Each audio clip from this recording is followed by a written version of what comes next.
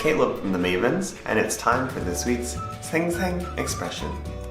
Summer is now upon us, which means it's going to get very hot very quickly.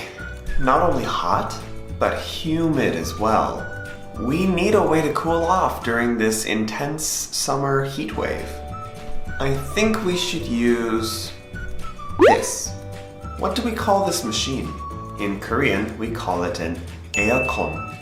But we have a slightly different name for it in English.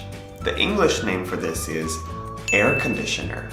In the summertime, I always turn my air conditioner on to full blast as soon as I get home. So, how about you? In the summertime, do you often use your air conditioner? Air conditioner?